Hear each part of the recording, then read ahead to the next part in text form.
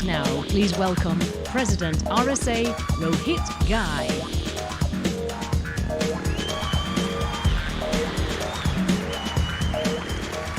Good morning, fellow humans. What is it that makes us human? Our opposable thumbs, the size of our brains, the fact that we can pass the Turing test, or something else? Since the dawn of our species, we have gathered around fires and told stories. We are biologically hardwired for stories. Opposable thumbs let us hang on. Our stories tell us what to hang on to. Stories make us human. We created language, used it to capture information, first on cave walls, then books, now computers. We were the first species to figure out how to pass facts and stories to our next generations outside of what was encoded in our genes. Facts help us understand the world as it is, but it is stories that help us imagine the world as it can be. And it's ultimately this wanderlust for the future that changes the world. Stories have a profound impact on the way we feel, think, and act. They move us. To Kill a Mockingbird moved readers to view the world from the eyes of a young person facing racial and social injustice and catalyzed the civil rights movement. In 1977, three brilliant minds, Ron Rivest, Adi Shamir, and Len Edelman, humanized the narrative in their famous paper by giving names to the human characters. They talked about Bob and Alice's need to have a secret conversation, which ignited the imagination of cryptographers. Now, this particular story created an iconic company, an industry, and a conference. Meanwhile, Bob and Alice are still hanging out in cryptography papers. Now, I am honored to welcome the good humans in the story of cybersecurity to RSA Conference 2020.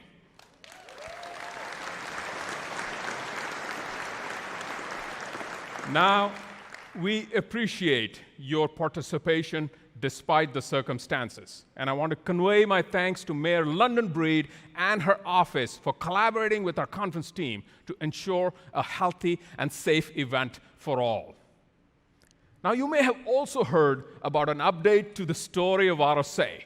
Last week, Symphony Technology Group announced that it is acquiring RSA, and we are excited about a future with them. Now, while this does represent a change, what will never change is our commitment to our customers and partners, as well as how seriously we take our privilege to bring the industry together at this conference like we have for the last 3 decades. Our conference theme this year is the human element. And what better way to discuss this than to review the story of our industry, paying particular attention to the human characters. Yuval Noah Harari, author of *Sapiens* and a masterful storyteller of our era, has talked about how the advent of artificial intelligence will create a new class of humans, the useless class. Those that are not just unemployed, but unemployable. In this data-centric world with advanced AI, will the humans of cybersecurity matter? Now, I don't know about you guys, but the only time I'm okay being labeled as useless is the weekend after the RSA conference. I am so tired and so giddy at the same time. Quite useless, actually. Now, AI is now everywhere. Frito-Lay is using AI to build better potato chips. We have already seen adversarial AI in action in a well-publicized story where an AI-based deepfake audio mimicked the voice of an executive to dupe the CEO of a utility company into initiating a big wire transfer. We are leveraging AI models to reduce fraud in billions of card-not-present transactions via the EMV 3DS version 2.2 protocol. We are also leveraging AI to process data from networks, logs, endpoints, and all facets of the attack surface to make the human analyst in the SOC more effective. So AI is clearly augmenting the attacker, and the defender, but will not make either useless. AI itself is vulnerable to cyber attacks, data poisoning during the learning or the inference phase. So while AI will be busy making some subset of the humans useless, we will make ourselves useful defending AI and other useful humans. Humans are absolutely here to stay in the story of cybersecurity. Now, a story has a backdrop, narrator, actors, and observers. 2,000 years ago, Aristotle identified the elements of a great story: pity, fear, catharsis. The narrator depicts a struggle in which the observer feels pity and gets emotionally entangled with the one struggling. The jeopardy escalates, instilling fear in the heart of the observer. The resolution drives emotional catharsis, which delivers dopamine to the observer's brain and lands the story in their head. Yuval Harari says the impact of a story is more correlated to how many heads it lives inside rather than how real it is. So to change our future, we must change and spread our story. Step 1, let's understand the story we have. Step 2, contrast that with our reality. Step 3, agree on the story we want and land it in lots of heads. So let's get into the story we had. Our early story was simple. The backdrop, deep in the bowels of the data center. Attacker versus defender. Technologist versus technologist. Not many observers at this point, and it was us, the defender, narrating the story. Now, as technology became pervasive, our story became mainstream. The backdrop, a pervasive technology infrastructure, core, edge, cloud technology, not just in data centers and cloud, but with the advent of 5G, pretty much everywhere. In televisions, cars, shower heads, on our bodies, in our bodies. The World Economic Forum's Global Risk Report 2020 was recently released in Davos. It included the Global Risk Perception Survey to measure which global risks are likely to increase going forward. Cyber attacks in the top 5, along with economic confrontations between major powers, domestic political polarization, extreme heat waves, and destruction of natural ecosystems. Quite a list to be on. Now, 76% of respondents believe cyber risk will increase in 2020. Through our customers, we, RSA, have the world's largest risk database. And we recently conducted a survey of risk officers in the most highly regulated industries and published the RSA Digital Risk Report. The top 3 risks: cyber attack risk, dynamic workforce risk, data privacy risk. So clearly, our story has global mindshare. But we have lost control of the narrative. And the mainstream media now owns the story and is still depicting it as a technical conflict. The story has a few new characters: the users and the business. And here is how it is being told. Business leaders worldwide are concerned about cyber attacks as a strong and well-organized cyber force of hackers use their technical prowess to wreak havoc on understaffed and burnt-out security teams.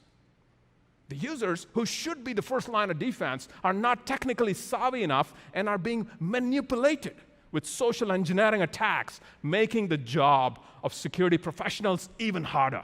That's our current story. This story evokes pity for the security team, fear from the hackers, and catharsis feels pretty far away. While we have focused on preventing hacks on infrastructure, the adversary has hacked our brains and cranked up the contrast in our story. The zeitgeist has an overly simplified and an incomplete view of the humans in our story. All hackers are technical sorcerers. All users, old gullible folks with technophobia. And we are hapless techies who solely focus on zero-day vulnerabilities and the most advanced threat vectors. let's dissect the truth. Look, the hackers have done a great job of technical collaboration to create an arsenal of cyber weapons that enable the technically less sophisticated to inflict a lot of harm. At this point, in fact, there are more script kiddies than there are technically savvy hackers. They have recruited exceptionally well and have assembled massive human and bot armies. 71% of the threat actors in breaches are financially motivated. Use of stolen credentials is more than 60% of the top hacking action varieties. And as the Verizon breach report states, utilizing valid credentials to pop web applications is not exactly avant-garde.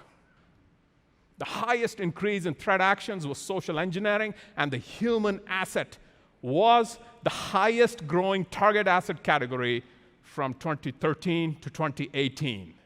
Look, their advantage is not that they have the best tech or the best techies. Their advantage is that they're more organized. Now, we, the security professionals, are living this cognitive dissonance where we understand this, but we continue our technology arms race and keep looking for techies to staff up our teams, creating a self-inflicted talent gap and burnout. We continue to spend an inordinate amount of energy preparing for the most sophisticated threat vectors, while most incidents occur due to very, very basic issues or unforced errors. Look, preparing for the worst does not prepare you for the likely. The burnout issue is real. A recent report across France, Germany, and the UK reveals cybersecurity professionals are falling behind. Too much complexity, too many distractions, too much noise. 2 in 5 reported concerns that they would be held personally liable for a data breach. Just over half feared dismissal if a breach happened on their watch. The vast majority of CISOs say they rarely disconnect from their job. We also have a more inflated view of how organized we are. We are certainly collaborating better among security professionals. The Cyber Threat Alliance and the NSA open sourcing the Ghidra tool, fantastic examples. But we are not organized well to collaborate with the users, business, risk, and IT teams. On the user front, the story does not match reality. According to Pew Research, millennials may be cyber savvy, but they are not cybersecurity savvy and are more likely than baby boomers to get phished. We are also missing some actors in the story. The great news is business leaders, directors on boards, risk officers are now keenly interested in our story, but they are on the sidelines, asking questions, seeking to understand. IT does not even figure in the story because they're focused on scripting and owning the story of digital transformation. I submit, IT, business, and risk leaders are largely observers in our story and not actors. The story we want is a business story of cyber resilience, not a technical story of cyber ping pong. The backdrop is not cyberspace at all. It is our physical space. It is our organic world viewed not from the perspective of the digital technology instrumented into it, but from the lens of the human experiences that technology enables. The struggle that engenders pity and fear is not the struggle of the defender. It is the struggle of the protected. The catharsis is not the eventual creation of an unhackable world, but the magical humanistic outcomes of digital transformation despite hacks. To change our story, we need to do 3 things. Reclaim our narrative, reorganize our defense, and rethink our culture. The story we want to reclaim is not the one we tell each other, but the one that others not in our industry tell about us. And we don't have to get them to believe that we are successful. We just need to get them to believe that we can be. Belief in winnability is important for winning. And in order to do this, we must engage the media and spread our voice through them. We need to leverage social media platforms to amplify our winnability. Now, I know, we are strong and silent types. This is going to be hard for us. But we must. The media has been telling our story based on what we have been telling them, or not telling them. No wonder we are depicted in the media as losers, because all we share is our losses. We don't share any wins, not because we don't have any, but because we fear it'll divulge our security posture, or perhaps make us complacent, or paint a target on our back. Look, we certainly can share our collective successes even if we don't share our individual ones. We need to share our wins and losses of our adversary. By the way, the two are not synonymous. We don't have to win for the attacker to lose. We don't have to win for the attacker to lose. Take the example of the city of Atlanta. When the city faced a ransomware attack, it cost them millions of dollars to restore service. Not a win for them. However, the city made a courageous call to not pay ransom to the adversary. Now, while this may not work every time, when we deny the attacker's financial gain, they lose, since 70% of them are financially motivated. The hackers are bound by the same laws of economics everyone else is. City of Atlanta did not win, but the hackers lost. The city did a great job of highlighting this, and in response to the attack, built a robust business continuity plan as part of their integrated risk management program, an eventual win.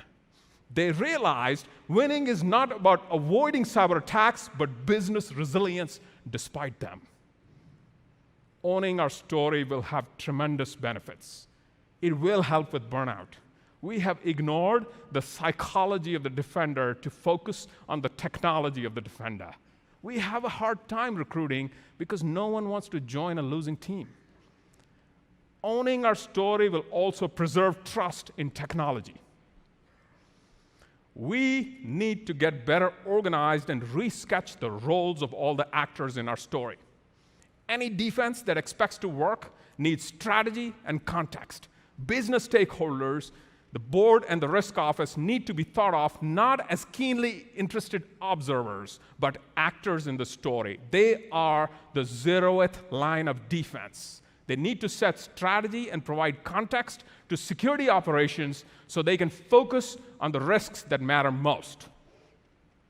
Goldman Sachs recently said they will not manage IPOs for companies with no gender diversity on the board. I look forward to the day when boards mandate cyber competency as a core capability in addition to the focus on diversity.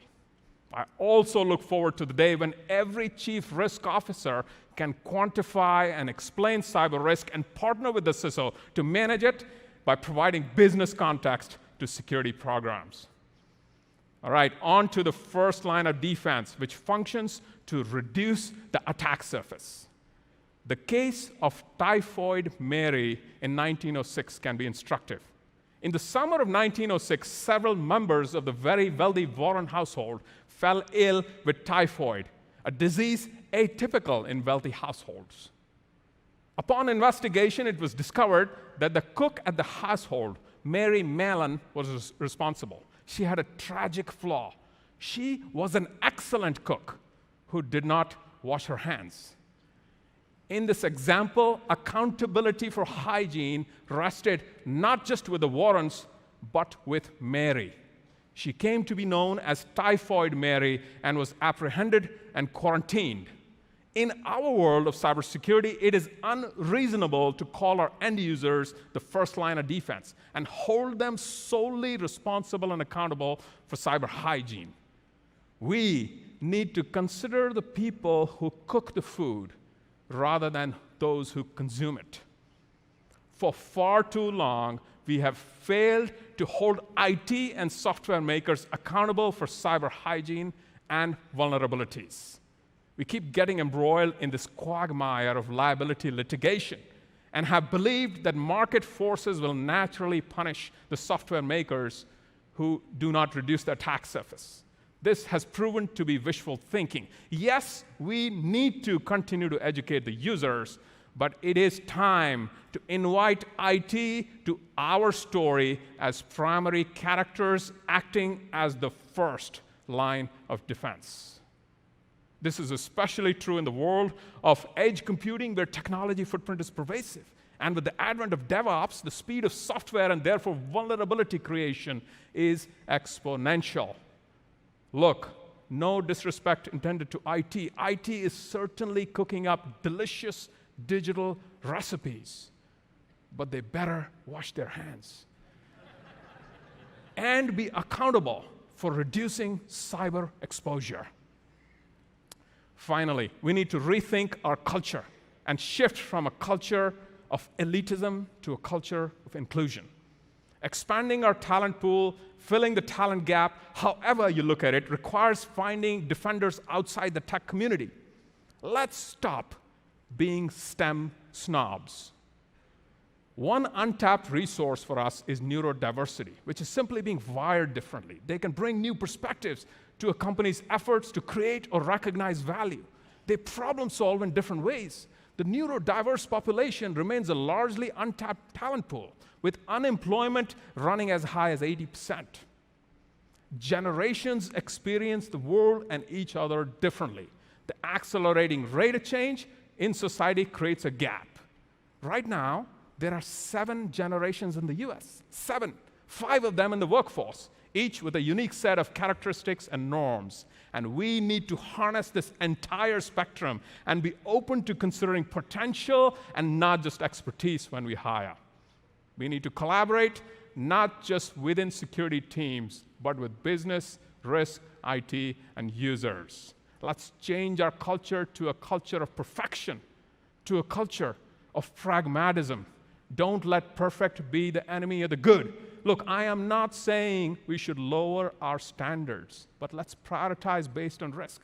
Let's take care of the basic issues like multi-factor authentication. A best-of-breed strategy that puts 3 monitors with 5 windows each on the desk of a security analyst may make them feel like technical wizards, but will never help us keep up with the velocity of threats. So there you have it, folks. If we successfully change our story, we have a shot at changing our world to the one we want, a trust-enabled world. In this world, we will certainly use technology to protect technology and recruit machines to fight the good fight. But intrinsically, this will remain a story about us. Humans will remain at the center of our story. In this world, the defenders will be better organized than the attackers, and the spirit of the defender will be strong. We will not go into battle believing that we are going to lose. In this world, we will restore and preserve trust in digital technologies by successfully managing cyber and digital risk. To be clear, it will not be a world without intrusions and breaches, but it will be one where the impact of those breaches does not get in the way of human progress. So whatever fire it is that you gather around, and whichever way it is that you tell our story, make sure it's the right one. You are the humans of cybersecurity, the keepers of our story. And when the fire is long gone, and so are we, it is our story that'll stay behind. And if it is the right one, it'll guide those after us on the right path. It will tell them what to hold on to. We are only as good as the story we leave behind. Thank you.